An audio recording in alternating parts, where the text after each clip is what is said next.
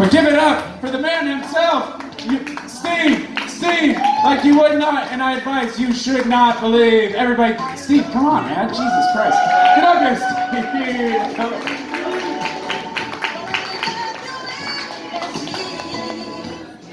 There should be a height limit here.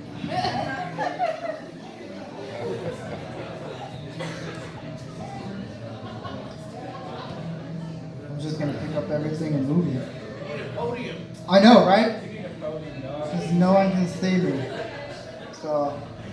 So I went to the doctor today, and he said, "Well, I got some good news and bad news." And I was like, "I'll just hear the bad news first." He's like, "You're short." I think I already know that, Doc. And I was like, "So what's the good news?" He's like, "Oh, there is no good news there. I just wanted to say that." I feel like being short, there's a disadvantage. All right, and I'll explain it. Because I feel like if I don't explain it, you'll be like, what?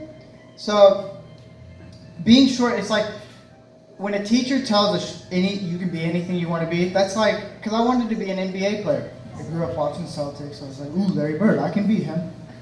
All right, I had blonde hair growing up, and then I had no hair. And I realized that's not going to work. And that's like a teacher telling, hey, you can be anything you want to be. What if she told Shaquille O'Neal, hey, you can be anything you want to be? What if you want to be a horse jockey? No, it's not going to work. You're like, whoa. What else? So I work at a coffee shop. That's like pointing out the obvious there. Well, no, I know, right?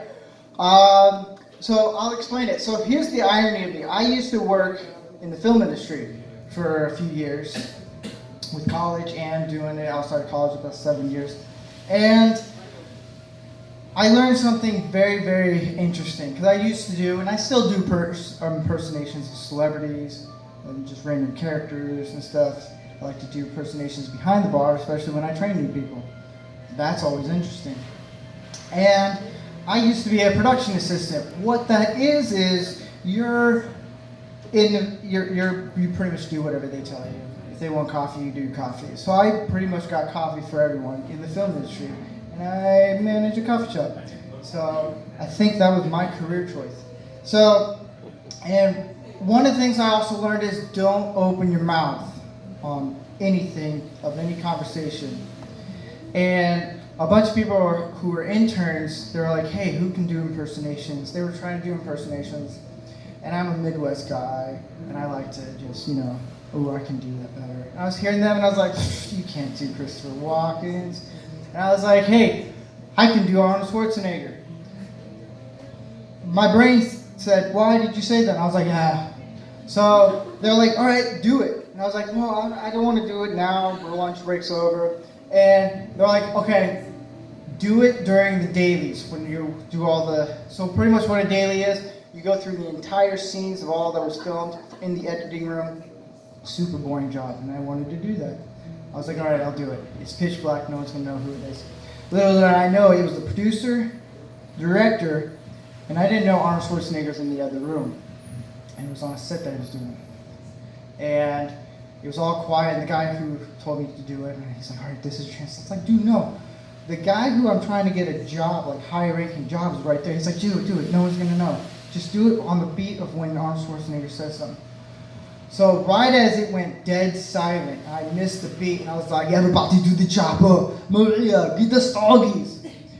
And everyone's like, what's going on? And out of the blue, Arnold Schwarzenegger comes walking in, and he's like, hey, who did the impersonation of me? I was like, I am you. He goes, who are you? I was like, I am you. And then I felt like Stallone was going to walk in the room and go, hey, Maria, I am Thor. Hey, Adrian.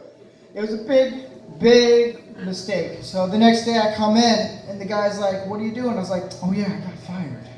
So Arnold Schwarzenegger got me fired. So if you ever, yeah, I don't blame him at all. A short, bald guy who just impersonates him. It doesn't fit well. But that's another thing. I feel like in movies, if you watch the subtitles, I think with Arnold Schwarzenegger and Stallone in the same room, like in Expendables, it would be very confusing because you can't understand what they're saying. You don't even know what language it is by the halfway through. And I feel like on set, there's a guy who has subtitles just for the director himself, so he knows what's going on. So it's like Arnold Schwarzenegger and Stallone in the same room having coffee, let's say, having a cappuccino espresso, and it's like, how was your day? You know, I played a lot of movies today, and Arnold Schwarzenegger's like, hey, Stallone, I'm screwing up the characters. They all sound the same. And he's like, hey, that's what he sounds like to me. And the guy with subtitles is like, dude, I don't know what's saying here. So I feel like that joke just died. So on a better note, so my mom goes, and I'll end with this joke. So my mom goes, hey, you gonna do a Netflix special? I was like, no. She goes, because I think you can do it. I was like, why? She goes, because you're special and you're funny. I was like, you're supposed to say that because you're my mom. And she goes, no, you're really, really good. And I was like, okay, first off, if Netflix decided to say, hey, we want to do a special with you. And I was like, first off, why did you pick me? And second of all, what did you smoke to think of me?